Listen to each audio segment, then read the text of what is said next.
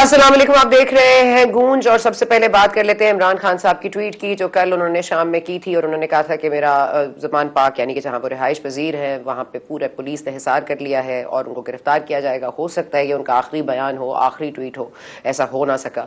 और अब वो आलम है कि अभी भी इमरान खान साहब बैठ के अंदर से ट्वीट भी कर रहे हैं, इंटरव्यूज भी दे रहे हैं, मीडिया पर्सनैलिटीज को भी अंदर बुला रहे हैं, दिखा रहे हैं कि कोई यहाँ पर दहशत गर्द नहीं है, कोई तशद्दुद पसंद जमात का कोई रुकन उनके पास ज़मान पाक में मौजूद नहीं है। लेकिन पुलिस ने आज सुबह से ही कॉर्डन ऑफ कर दिया है तमाम एरियाज। वहाँ के रिहायशी भी परेशान हैं, उनको भी ID कार्ड्स देखकर अंदर जाने की इजाज़त दी जाती है। मामला ये है कि अब तक कोई 8 दहशतगर्द गिरफ्तार हो चुके हैं, अगले जो 32 या 33 और मौजूद हैं। और कहा यह जाता है कि वो नहर की तरफ से फरार हो रहे थे जब उनको पंजाब पुलिस ने गिरफ्तार कर लिया। और ये भी कि अब सिर्फ इंतजार हो रहा है कि कब ऑर्डर देते हैं चीफ मिनिस्टर इंटरिम सेटअप के कि वो कार्रवाई को आगे लेके जाया जाए। अब ये तमाम तर हालात हैं, लेकिन साथ साथ रिलीफ भी मिल रहा है, रिलीफ भी है, जमानतें भी हैं। फिर आज जज जो है इस्लामाबाद हाई कोर्ट के वो बड़े परेशान थे कि कोई कानून की अमलदारी नहीं हो रही और आपके पास 101 वजूहात हैं जिनकी बुनियाद पर आप कानून जो कहता है उस पर अमल दरामद नहीं हो रहे। आप गिरफ्तार अरकान जिनको जमानत मिल जाती है आप उनको दोबारा गिरफ्तार कर लेते हैं। और आज हमने बड़े इंटरेस्टिंग कमेंट सुने, इस्लामाबाद जो IG पेश हुए उनके साथ भी मुकालमा हुआ। अब ये तमाम तर मामलात किस तरफ जाएंगे ये तो देखना पड़ेगा, लेकिन आज एक अच्छी खबर ज़रूर है कि मौलाना हिदायतुर रहमान साहब को आज रिलीफ मिल गया है। उनका जो केस था जो सुप्रीम कोर्ट में लगा हुआ था फाइनली उसकी सुनवाई हो गई है और उनको 6 माह बाद जेल से रिहा कर दिया गया है। याद रहे कि हिदायतुर रहमान साहब को भी अदालती इहाते से गिरफ्तार किया था। अब मामला ये है कि यहाँ से किधर जाना है, अब मामलात किस करवट बैठेंगे। और ये जो बार बार कहे जा रहे हैं कि रेलेवेंट लॉज की बुनियाद पर इनको ट्राई किया जाएगा। और ये भी आज इरफान सिद्दीकी साहब ने बड़ी अहम बात की है, जो सेनेटर हैं PMLN के, उन्होंने यही कहा कि ये जो जवाज़ है आर्मी एक्ट का ये खुद अदलिया प्रोवाइड कर रही है क्योंकि बार बार रिलीफ दे रही है, जमानतें दे रही है। अब इस पर हुकूमती मौक़िफ़ जाने की कोशिश करते हैं। तारिक फजल चौधरी साहब हमारे साथ मौजूद हैं, बहुत शुक्रिया आपका तारिक साहब। फरमा दीजिएगा कि ये इस वक्त जो मामलात हैं कि लोगों को पकड़ा जाता है फिर गिरफ्तार हो जाते हैं, फिर पकड़ा जाता है फिर गिरफ्तार हो जाते हैं, फिर जमानत मिलती है, फिर गिरफ्तार हो जाते हैं, फिर जमानत मिलती है। आज शीरी मज़ाहिरा साहिबा को उनके घर से उठाया गया एक बार फिर, ये तीसरी मरतबा है। और आपको क्या लग रहा है कि ये जो आज खवातीन के हवाले से भी बात हो रही थी कि उनको कुछ रिलीफ देना चाहिए, खवातीन की थोड़ी सी इज्जत होनी चाहिए, इनको आम मुल्जिम या मुजरिम की तरह नहीं टारगेट करना चाहिए, नहीं ट्रीट करना चाहिए, आपका इस पर क्या असर फॉलो अप होगा? और ये अगेन आर्मी एक्ट क्योंकि फौरी तौर पर सजाएं देगा तो आप उसको इनकरेज कर रहे हैं? बिस्मिल्लाहिर्रहमानिर्रहीम, बहुत शुक्रिया सना, आपने प्रोग्राम में दावत दी। देखें, आपने जो कहा कि ख़वातीन जो ज़ाहिर है आप उनका जिक्र कर रही हैं जो सियासत से वाबस्ता हैं उनकी थोड़ी बहुत इज़्ज़त होनी चाहिए, और जो सियासत से वाबस्ता नहीं है मैं दोनों की बात करूँगा कि थोड़ी नहीं उनकी बहुत ज़्यादा इज़्ज़त होनी चाहिए। ये हमारे माशरे का असलूब भी है, ये हमारी अक़दार भी हैं, और ये अक़दार अगर सियासत में रहें तो सियासत का अपना एक हुस्न होता है और सियासत जो है वो बड़ी निखार के साथ की जाती है। ये अक़दार रहनी चाहिए। अनफॉर्चुनेटली ये जो तमाम आपने वाक़यात का सरसरी सा जिक्र किया, मेरा मतलब है वाक़यात ज़्यादा हैं और आपने कम का जिक्र किया कि फ़लाँ फ़लाँ चंद नाम लिए उनको रिहा किया गया फिर गिरफ़्तार किया गया फ़लाँ। माज़ी करीब में पाकिस्तान तहरीक इंसाफ के हवाले से और बिलखुसूस 9 मई को जो दिलखराश और बहुत ही अफसोसनाक वाक़यात हुए हैं ये पाकिस्तान की तारीख़ में कभी भी नहीं हुए, न ये कभी पाकिस्तान की सियासत का हिस्सा रहे हैं। ये इंतहाई काबिल मज़म्मत हैं और अल्लाह ताला ने आज को इमरान खान साहब को हिम्मत और जुर्रत दी, या हौसला दिया या ताकत दी कि आज उन्होंने इसकी मज़म्मत की, और वो भी कुछ ऐसे अंदाज से की कि पाकिस्तान में कौन सा ऐसा फ़र्द है जो या शख्स है जो इनकी मज़म्मत नहीं करेगा। इससे पहले इनके तमाम जमात के लोग वो पता नहीं अब अज खुद उन्हें कुछ बात का एहसास हो रहा है, बहुत पहले हो जाना चाहिए था। और सबसे बड़ी बात यह है कि उस दिन जिस दिन ये लोगों को उकसा रहे थे, व्हाट्सएप ग्रुप में लोगों को उकसा रहे थे, बाकायदा मॉनिटरिंग कर रहे थे कि कहाँ कहाँ पे हमले हुए हैं या होने हैं और कितना नुकसान वहाँ पे पहुँचाया गया है, और उस पर खुशी महसूस कर रहे थे एक दूसरे को बता के कि फ़लाँ जगह तो हमने एक गमला भी नहीं छोड़ा, सारे शीशे हमने तोड़ दिए, अब जनाब जहाज़ भी गिर गया, अब उसको हमने आग लगा दी, शुहदा की तस्वीरें हमने जनाब बग़ैर ये सोचे समझे हुए कि उनकी फैमिलीज़ आज भी पाकिस्तान में आबाद हैं, जिन शुहदा ने आपके मुल्क के लिए अपनी जान के नजराने पेश किए हैं। तो ये सारे वाक़यात अनप्रेसिडेंटेड हैं। और मैं ये कहूँगा, अब फ़र्दन एक एक का जिक्र अगर आप करेंगी तो मैं उसका जवाब दूँगा, लेकिन मैं बिलुमूम ये बात करूँगा कि इनका तदारुक बहुत ज़रूरी है। और आज तो मॉडल्स पे हमले हुए हैं, जहाज़ों के मॉडल्स पे, तोपों के मॉडल्स पे। खुदा न खास्ता अगर इन वाक़यात को आज ना रोका गया और इसमें मुलविस अफराद को करार वाकई सज़ा ना दी गई तो ये हमले कल मॉडल्स पे नहीं होंगे, ये असली जहाज़ों पे होंगे, ये खुदा न खास्ता एयर बेसिस पे होंगे, ये नेवल बेसिस पे होंगे, ये GHQ के अंदर तक जाएंगे और फिर वहाँ पे जो मनाजर होंगे, अल्लाह ना करे मैं आगे बात ही नहीं करता, तो ये नहीं होना चाहिए। आप अपने स्टेट के ऑर्गन्स पे, अफवाज के इदारों के ऊपर और अफवाज की तनसीबात पे हमले करें, इसकी इजाज़त किसी सूरत में नहीं दी जा सकती। और एक आखिरी बात मैं बड़े दुख से ये मैं अर्ज़ करूँगा आपको कि मैं ये कह तो रहा हूँ और बिल्कुल मैं कह रहा हूँ कि जनाब जो लोग इसमें मुलविस हैं उन्हें करार वाकई सज़ा दी जानी चाहिए, निशान इबरत बनाना चाहिए। लेकिन दुख एक और बात का भी है, इसमें बहुत सारे ऐसे चेहरे नज़र आते हैं आपको टीवी पे, फुटेजेस में, जो नौजवान हैं उन्हें बहकाया गया है। ये वो नौजवान हैं जिनके ऊपर वालिदैन ने 20-25 साल मेहनत की है। आज ये उनकी जो मुस्तकबिल है, उनकी जो ख्वाब है, उनका महवर है, और ये क्या कर रहे हैं, इन्हें किसने उकसाया है? आज अगर ये 5-5 साल, 4-4 साल के लिए अंदर हो जाते हैं, क्या इनके फ्यूचर रहेगा, क्या इनकी ज़िंदगी रहेगी, क्या इनका कैरियर रहेगा? लेकिन इनको उकसाने वाले कौन है? जो इनको एक मखसूस, जो इनका इंसान का और बच्चों का और नौजवानों का हदफ होता है ज़िंदगी में तरक्की का, कैरियर का, उससे हटा के आपने इनको इस काम में लगाया। जनाब सबसे पहले तो आपने सोशल मीडिया के ऊपर गालम गलोच और जनाब जो ये कहें कि गैर शाइस्ता गुफ्तगू, उस पर पहले आपने इनको ट्रेन किया। आपने इनको जलाओ, घराओ, मारो, मर जाओ और जनाब आग लगा दो, इस पर आप इनको ट्रेन कर रहे हैं। तो मुझे दुख है इस बात का कि पाकिस्तान के वो नौजवान जो हमारा असासा हैं, जो 50% से ज़्यादा हैं, जो हमारी स्ट्रेंथ हैं, आपने उनको एक ऐसी तारीख मुस्तकबिल की तरफ इमरान खान साहब ने अपने बयानात से, अपने अफकार से और अपनी इश्तियाल अंगेजी से उस तरफ धकेला है। लेकिन सर यही बात जो आप कर रहे हैं ना कि 25 साल वालिदैन ने जो इन्वेस्ट किया अपनी औलाद में, तो वो औलाद अगर आर्मी एक्ट के तहत ट्राई होगी या किसी और रेलेवेंट लॉ के तहत ट्राई होती है और अगर उसको सजा मिलती है तो उनके लिए तो बहुत बड़ा लॉस है। ना सिर्फ ये कि यहां तक ये मामला आया, मैं इसको बिल्कुल कंडेम करती हूँ। नफरत का जो हमने लेवल देखा है वो हमने आज से पहले कभी नहीं देखा। जिस तरह से बेदर्दी से शौदा के मुजस्समों को तोड़ा गया, एक एक चीज को गिराया गया, मतलब एक गुस्सा, एक नफरत, एक मुहिम थी जो कि मुझे लगता है कि उसको हवा देने से बेहतर ये नहीं है कि थोड़ा पानी डाला जाए, ना कि मिट्टी का तेल डाल के आग को मजीद हवा दी जाए। देखिए आपकी बात बिल्कुल ठीक है और मैंने खुद इस बात का जिक्र किया और खुदा गवाह है कि मैंने बड़े दिल से ये बात की है, बड़े दुखी दिल से ये बात की है कि ये हमारे पाकिस्तान के नौजवान हमारा असासा और हमारे मुस्तकबिल हैं, जिनकी अक्सरियत इन प्रोग्रामों में, इन एहतजाज में और इश्ताल अंगेज़ी में आपको नज़र आ रही है। बाकी इसमें हर उम्र के लोग हैं, हर मैं ये कहूँगा कि शोबे से ताल्लुक़ रखने वाले लोग जिन्हें वर्गलाया गया, उकसाया गया, मैं बार बार ये बात कह रहा हूँ, ये लोग ट्रैप हुए हैं इमरान खान साहब की उस झूठी और जाली जो डॉक्ट्राइन उन्होंने दी है, जो उन्होंने आज भी कह रहे हैं जी हकीकी आज़ादी, हकीकी आज़ादी, वो केड़ी हकीकी आज़ादी? किससे आपने आज़ादी लेनी है? को खुदा न खास्ता यहाँ पे इंडिया ने हमला कर दिया है, क्या कर दिया है? नौजवानों का मुस्तकबिल आप ख़राब कर रहे हैं, नौजवानों को जहन आप ख़राब कर रहे हैं, उनको आप गलत लाइन पे आप लेके जा रहे हैं और आप कह रहे हैं आज भी मैं हकीकी आज़ादी की बात कर रहा हूँ। लोग आपकी पार्टी छोड़ के जा रहे हैं। क्यों छोड़ के जा रहे हैं? इसलिए कि वो इस काम के लिए इमरान खान साहब के साथ शामिल नहीं हुए थे। आप यकीन करें, मैं ये भी बात मैं आपको ये कहूँगा दोबारा आगे, मैं दिल से कह रहा हूँ कि जब 2010 में इमरान खान साहब ने तब्दीली का नारा लगाया था कि मैं इस निज़ाम को बदलूँगा, 2 नहीं 1 पाकिस्तान, और स्विट्ज़रलैंड में ये हो गया और मलेशिया में ये हो गया और कोरिया में ये हो गया और मैं मॉडल लेके आऊँगा, उस वक्त कौम का एक, आप ये कहें कि जहन साजी उन्होंने की कि शायद पाकिस्तान जो है, देखिए मसाइल तो हैं, इसमें तो कोई शक नहीं है, तालीमी मैदान में, सेहत के मैदान, पुलिस हमारी आज तक नहीं सुधर सकी, करप्शन पाकिस्तान में है, ये मसाइल तो हैं। लग ये रहा था कि इमरान खान साहब एक ऐसे पाकिस्तान की बात कर रहे हैं जहाँ इन मसाइल में कमी होगी, लेकिन आपने ये देखा कि उन्होंने एक ऐसा पाकिस्तान बनाया 4 साल जब उनको हुकूमत में भी रहे कि जिसमें नफरत, जिसमें एक दूसरे से के साथ लड़ना, गालियां देना, पॉलिटिकल लीडरशिप से लेके गली मोहल्ले तक उस कल्चर को वो लेके आए और पाकिस्तान पीछे गया, आगे नहीं गया।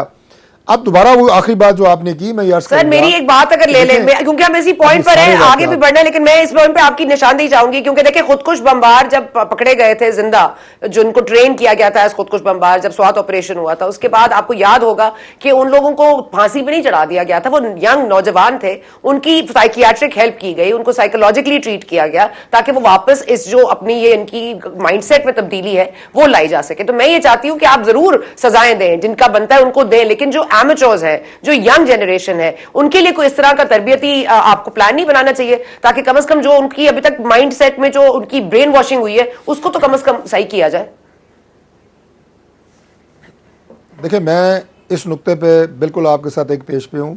आई सपोर्ट योर थॉट्स, और मैं बिल्कुल ये कहूँगा कि ऐसे नौजवानों को जिन्हें गुमराह किया गया, फर्स्ट टाइमर्स हैं, कोई उनका इससे पहले माजी में कोई क्रिमिनल रिकॉर्ड नहीं है, तालिब इल्म है, और वो ट्रैप हुए हैं इमरान खान साहब की जाली जो थीरी है उसमें, उनके लिए ज़रूर एक हमदर्दी का पहलू और ज़रूर उनके लिए एक ऐसा रास्ता होना चाहिए कि वो आगे जाके दोबारा कभी इस ट्रैक पर सर ये बता दीजिएगा, आज अलवी साहब ने भी, ठीक है, अलवी साहब ने आज कहा है कि खुलकर मजम्मत नहीं कर रहे हैं इमरान खान साहब, उनको करनी चाहिए, तो करनी तो उनको चाहिए, वो तो एजेंसीज पर इल्जाम लगा रहे हैं। अब इल्जाम को अगर वाकई इस बात को वो मानते हैं कि एजेंसीज इन्वॉल्व हैं, तो उनको तो मजम्मत और खुल के करनी चाहिए थी, लेकिन साथ साथ आपने देखा आज पिंडी नैब में वो पेश नहीं हुए, और उसके बाद उन्होंने बल्कि आपका जो आईनी तरमीम है जिसके खिलाफ वो सुप्रीम कोर्ट में, आज उसी का फायदा उठाते हुए उन्होंने कहा कि देखिए जी आपने मुझे ये नोटिस नहीं भेजे तो मैं तो नहीं आ रहा। दूसरा, उन्होंने अपनी शेविंग किट भी वापस मांग ली, उन्होंने कहा पुलिस लाइन मेरी शेविंग किट रह गई, वो वापस भेज दें। जैसे महबूब अगर शादी ना करे तो बोले मेरे सारे खतूत जो तुम्हें लिखे थे वो आज वापस भेज दो, जो सारे फूल दिए थे वो वापस भेज दो। तो सर आप शेविंग किट तो वापस भिजवा दें सर।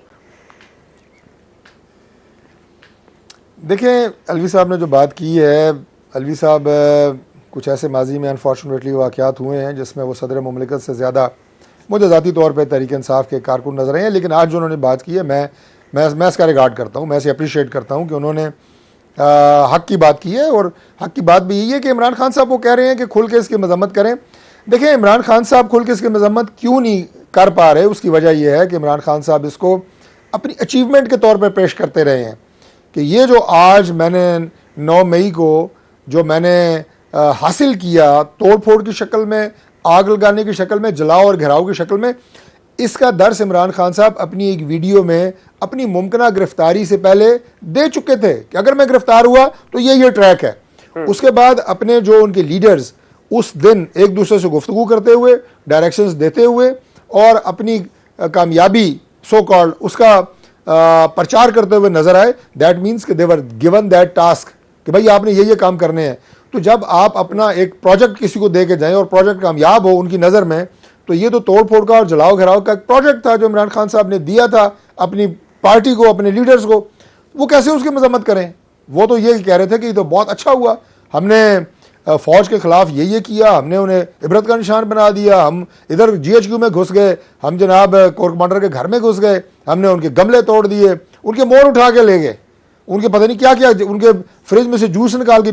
ये तो बड़ी अपनी आप ये कहें कि बहादुरी बयान करते रहे हैं, ये तो अपनी बहादुरी बयान कर रहे थे ना, इसलिए उनके लिए मुश्किल है इसको मजम्मत करना।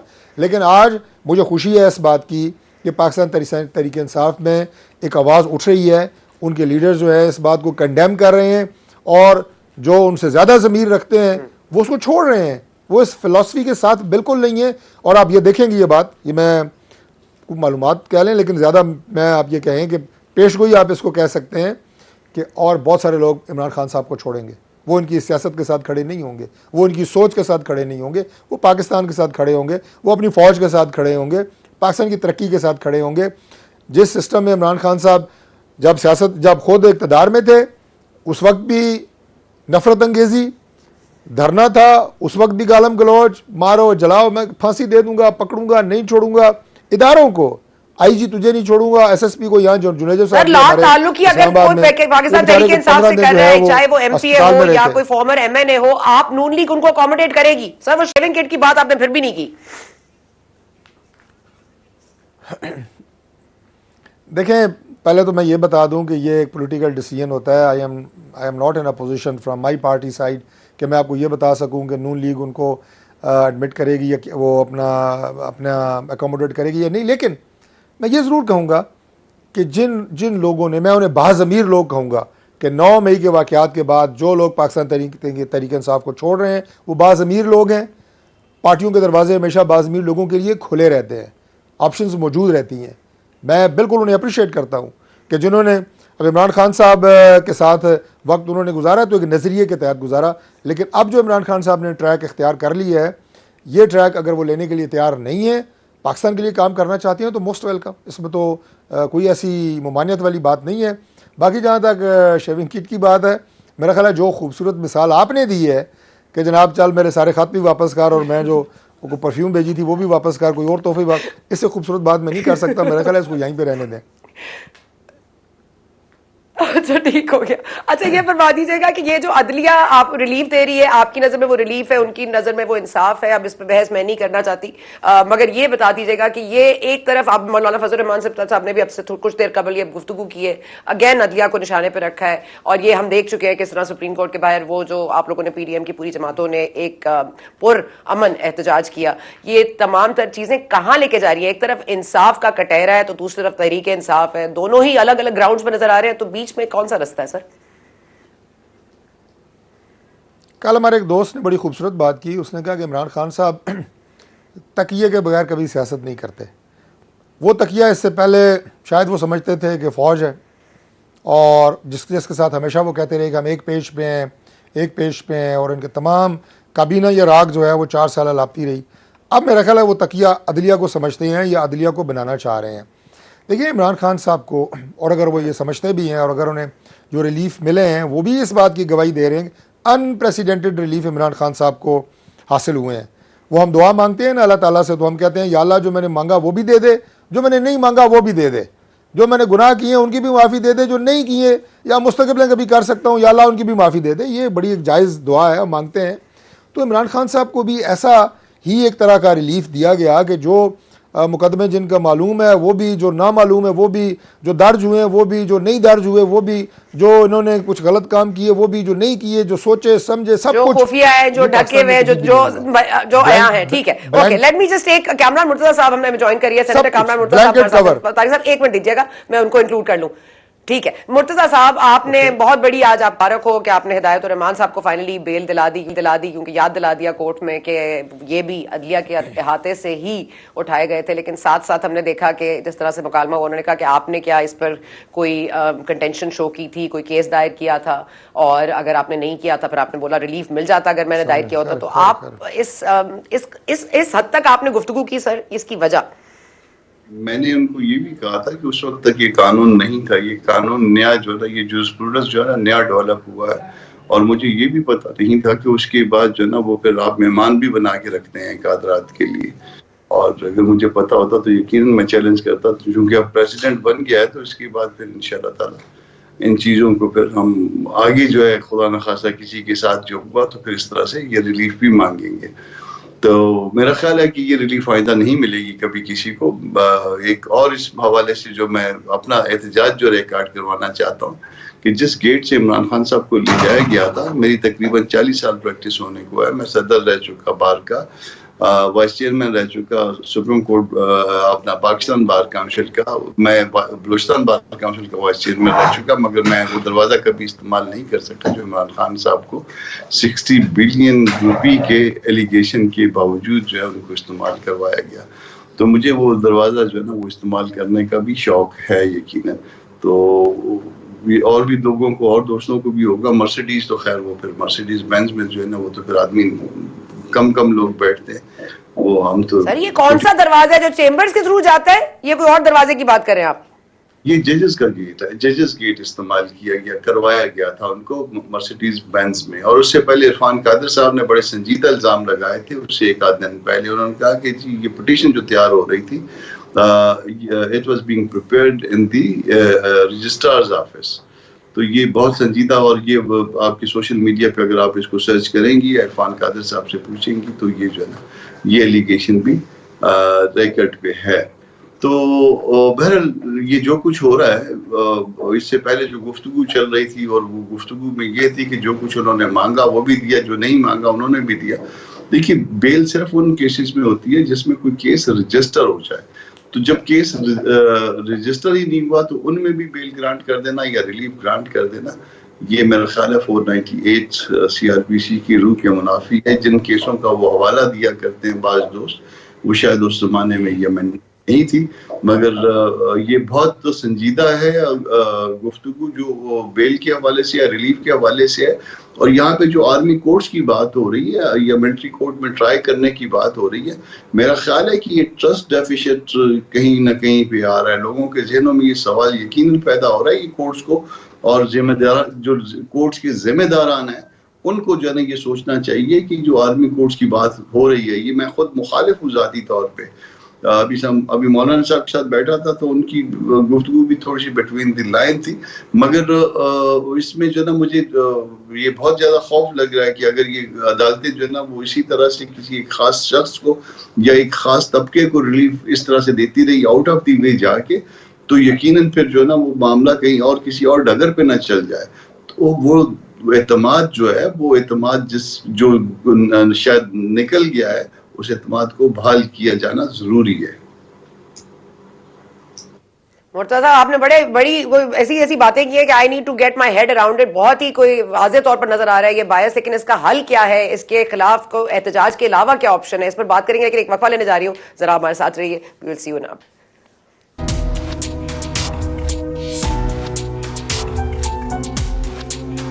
जी, वेलकम बैक टू गूंज। हम बात कर रहे थे तारिफ फजल चौधरी साहब हमारे साथ मौजूद हैं नून लीग से, और कामरान मुर्तज़ा साहब सेनेटर वकील हमारे साथ मौजूद हैं। लेकिन साथ साथ अभी हमें अकील करीम डेडी साहब ने भी ज्वाइन किया है, कुछ इंकशाफात किए कामरान मुर्तज़ा साहब से, उस पर आते हैं। लेकिन डेडी साहब ये फरमा दीजिएगा, ये बात बड़ी बात गूंज रही है आज तमाम ऐवानों में कि ये आप गए थे 15 मई को मुलाकात करने इमरान खान साहब से, फिर आपने कोई सालिसी का किरदार अदा करने की कोशिश की, तो वहां से तो आपको ग्रीन सिग्नल मिल गया, लेकिन दूसरी तरफ से रेड मिला है। इस पर अगर आप थोड़ी सी वजाहत कर दें तो।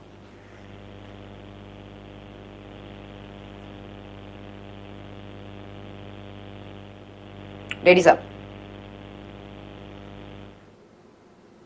वकील करीम डेडी साहब की आवाज मुझ तक नहीं आ रही, लेकिन कामरान मुर्तज़ा साहब ने जो इंकशाफात थी, अच्छा हम दोबारा उनको कॉल करते हैं। लेकिन कामरान मुर्तज़ा साहब, आपने बात की थी एक दरवाजे की 40 साल में जिसकी सहूलत आपको मैसर नहीं हुई, लेकिन साथ ही साथ आपने ये भी कहा रजिस्ट्रार के ऊपर जो इल्ज़ामात इरफान कादर साहब के हवाले से हुए हैं। तो ये तमाम तर चीज़ों के बाद अब मौलाना साहब ने तो गुफ्तगू कर ली है, लेकिन अमली तौर पर एक एहतजाज करने के अलावा कोई ऑप्शन रह जाती है हुकूमत के पास? देखिए, हम अपनी अदालत का चूंकि एक पिलर है अदालतें, हम उनका एहतराम बरकरार रखना चाहते हैं, हम उनको कहीं पे भी ख़राब नहीं करना चाहते, कोई ऐसी बात नहीं करना चाहते, मगर फ़र्ज़ कर लीजिए कि ये मुसलसल होता जाए। आप बहुत ज़्यादा माजी में ना जाइए, नवाज शरीफ से शुरू करिए। नवाज शरीफ को जो ना लाइफ टाइम जो ना उन्होंने उठा के बात फेंक दिया। किस बात पे फेंका? पनामे से शुरू करके अकामे पे ला के जो चीज़ जिसका पूरे फसाने में जिक्र नहीं है उस पर निकाल के फेंक दिया। उसको भी नवाज शरीफ साहब से फिर आगे चलिए इन्होंने ये कड़वा घूंट पी लिया था।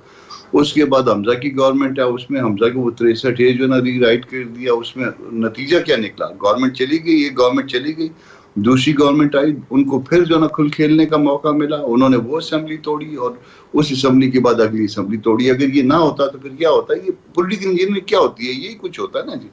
तो ये इस तरह के मसाइल जो है वो ये पता नहीं किस तरह से डाइजेस्ट कर रहे थे। हम इनको कहते हैं कि अच्छा, फिर उसमें रिव्यू आया तो वो रिव्यू आज तक पेंडिंग है। वो असेंबली जो है ना उसको वफात पाए भी जो ना अरसा दराज हो गया, उसका 40वां भी हो गया हुआ।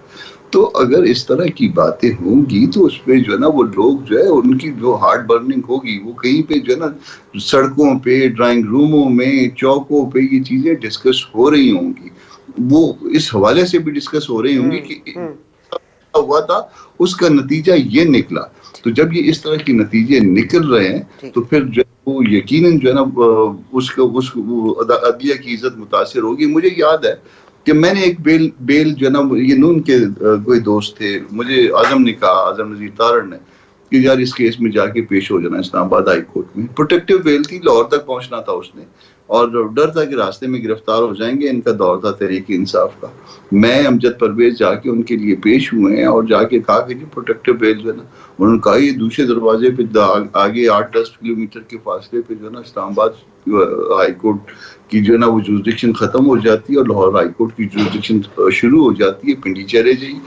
इधर से वो बेल नहीं मिली। जब एक तरफ जो ना प्रोटेक्टिव बेल एक बंदे को, एक उसी तरह से पॉलिटिकल वर्कर को, या बल्कि रादर एक एमएनए को जो है, ठीक है, तजाब तो नजर आता है। ओके, सॉरी मुर्तजा साहब, मैं आपको रोकूंगी, मेरे पास डेडी साहब फिर आ गए, इससे पहले कि वो फिर उनकी लाइन ड्रॉप हो जाए। डेडी साहब, आप मुझे सुन पा रहे हैं सर?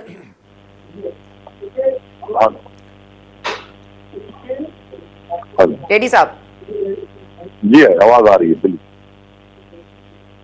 जी। अच्छा, मुझे फरमा दीजिएगा कि ये जो आपने सालिसी का किरदार अदा करने की कोशिश की, इसमें कहां तक कामयाबी हो सकी?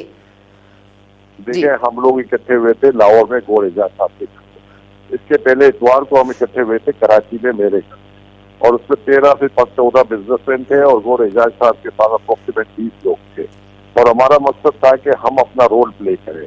उसके लिए हमारी एक मीटिंग हुई, और मीटिंग में सबने कहा कि जो 9 को जो एक्सीडेंट हुआ है इसकी मजम्मत भी की जाए, और इसमें जो जो लोग हैं उनको सजा दी जाए। इसके बाद हमारा दूसरा इवेंट ये था कि हम सब मिल के इस मामले को ठंडा करें, और उसके लिए हम लोगों ने आपस में इत्तेफाक किया कि प्राइम मिनिस्टर, आर्मी चीफ और आसिफ अली जरदारी इनसे मिलना चाहिए, और साथ साथ में हमारे लोगों ने ये भी कहा कि ठीक है, इमरान साहब को भी मिलना चाहिए। तो जब ये 4 लोगों की बात हुई तो गौर एजाज साहब ने खुद ही कह दिया कि मैं खुद आसिफ अली जरदारी से मुलाकात कर लूंगा, मियाँ एहसन साहब प्राइम मिनिस्टर से मिलेंगे, मियाँ अमीर महमूद साहब आर्मी चीफ से मिल लेंगे, और इमरान खान के बारे में उन्होंने कहा हम आपको बताएंगे कि उनसे कौन मुलाकात करेगा। और ये मीटिंग के बाद मैं उठ के चला गया। उठ के जाने के बाद मैंने आसिफ उधर इमरान खान की तरफ जाना था। मैंने मीटिंग में उनको बता दिया कि मेरी एक और भी मीटिंग है तो मुझे वहाँ जाना है, और वो इकोनॉमी के हवाले से थी, जो रेगुलर वीकली मीटिंग होती है जिसको शौकत तरीन चेयर करता है, और उसमें ये सारे हुमायूं अख्तर, शौकत तरीन, डॉक्टर इसरात, ये सारे लोग, आसिफ कुरैशी, ये सारे लोग होते हैं। तो मैं जब वहाँ पहुंचा तो वो मीटिंग स्टार्ट हो चुकी थी, मैं थोड़ा 5-10 मिनट लेट पहुंचा, और उसके बाद जब मीटिंग खत्म हुई तो खान साहब के एक्सरे वाले लोग आ गए थे, उनके एक्सरे निकलवाने थे। हाँ, तो ये बात मैंने सिर्फ 2 जुमले जरूर कहे थे कि इस वक्त इकनॉमी से ज्यादा जरूरी है इस वक्त मुल्क में जो इस वक्त अफरा तफरी मची हुई है, इससे मुल्क को बाहर निकाले। और इसके बाद वो मशीन वाले आ गए तो फर्दर मुझे कोई मौका नहीं मिला। ये सारी बात हुई और मैं बाहर निकला। मैंने बाहर निकल के ये बयान, लेकिन रजामंदी जाहिर की थी क्या? क्या उन्होंने रजामंदी जाहिर की थी? लपके थे क्या? जो बात हो रही है कि लपके थे वो इस अपॉर्चुनिटी पे कि नहीं बिल्कुल मामला ठीक करा दें और हमारी एस्टैब्लिशमेंट से मुलाकातें करा दें? कुछ भी नहीं बात की कोई, नेवर एवर एक जुमला भी। अच्छा, और दूसरी तरफ आप, अच्छा ठीक है, और मुझे ये बता दीजिएगा कि ये जो कहा जा रहा है कि रेड सिग्नल आया है, कि मतलब यहाँ तक, सॉरी माजरत के साथ, शटअप कॉल दी है आपको, शटअप कॉल दी गई है कि एस्टैब्लिशमेंट नहीं बात करना चाहती है और कोई बात नहीं होगी, या क्या इस बात में भी कुछ सच्चाई है? मेरे से किसी ने कोई बात नहीं की। अपने दिल के अंदर कोई कह दे तो मुझे उसके बारे में किसी का दिल के हाल नहीं पता। मुझसे किसी ने कोई इस तरह की बात नहीं की, और मुझे वो सेटअप कॉल कैसे दे सकते हैं? लेकिन सर आपकी जो काविश है वो टीएलपी के मुआहदे में भी बड़ी पेश रही है। आप तो हमेशा उनकी तरफ से बोलते हैं ना, फौज की तरफ से बोलते हैं, अफरा तफरी खत्म करने के लिए बोलते हैं। आपने टीएलपी के मुआहदे में भी मदद की थी, तो ये अब आपको लगता है? जी जी, देखिए, मैं आपको ये जरूर कह सकता हूँ कि हमारे आने का मकसद जो था ना वो अचीव नहीं हुआ। हमें बुलाया गया था कि हम जाके इस मामले के लिए अपना रोल प्ले करें। मैं आपको एक बात बता देता हूं कि हमारा कोई रोल प्ले नहीं हुआ।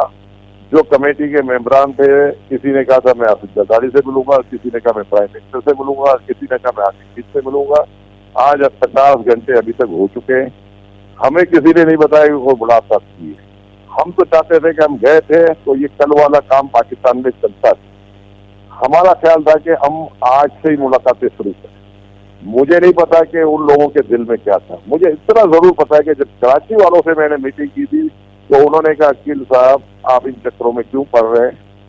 गौर साहब बुला जरूर है, हमें इस मुसीबत में पड़ने की जरूरत नहीं है, हमें सिवाय जिल्लत के कुछ नहीं मिलेगा। ये बातें उन्होंने की थी, और ये बातें हमने अच्छी बातें नहीं थी तो हमने आगे नहीं बताई। हमने कहा यार इसको हजम कर जाते। लोग कभी कभी नाराज होते और कारोबारी लोग थे, डिप्रेशन में थे, लोगों के लॉसेस भी हो रहे हैं, मार्केट भी परफॉर्म नहीं कर रही, तो परेशानियां सबको होती है। तो उन्होंने एक जुमला मुझे कहा था कि इन चक्करों में ना पड़ो, इसके पहले भी हम पढ़ चुके हैं और इसके बाद भुगतना था। ठीक है, तो कल की मीटिंग जो हमारी परसों की मीटिंग ठीक हो गया। गोरेजान के घर में हुई, तो हम ना जाते तो अच्छा था, मुझे ये समझ में आ रही है, इससे आगे मुझे कुछ समझ नहीं है। ये मीटिंग की अच्छा, बातें जो आप ना फैलाई जाते जा तो रही अच्छा था, है। एक्सरे आपका हो गया। ठीक है, थैंक यू सर। दिल में किसी ने कुछ कहा हो तो पता नहीं। अच्छा कामरान मुर्तजा साहब, मेरे पास बहुत कम वक्त है, अगर आप जल्दी से बता दें कि मुज़ाकरात हो सकते हैं किसी पॉइंट पे, क्या कोई साराता हो सकता है या नो? देखिए, मुज़ाकरात सिर्फ सियासी ताकतों के साथ होते हैं, दहशतगर्दों के साथ नहीं होते, उन लोगों के साथ नहीं होते जो कौमी यादगारों के जना उनको आग लगाए, उन लोगों के साथ नहीं होते जो GHQ में घुसने के लिए तरगीब दें या घुस जाएं, उनके साथ नहीं होते जो कोर कमांडर के घर में घुस जाएं। हम इससे पहले कह रहे यानी थे, कि मैं ना ही समझू। ठीक है, तारिक फजल साहब, आप भी ना ही समझू आपसे भी। देखिए, सियासत अगर सियासी असलूब के साथ की जाए तो मुज़ाकरात के दरवाजे हमेशा खुले रहते हैं, लेकिन जो रेड लाइन इमरान खान साहब को बड़ा शौक़ है ये लफ्ज़ बोलने का और उनकी पार्टी को, तो असल में जो रेड लाइन उन्होंने अबूर की है, अब वो सियासी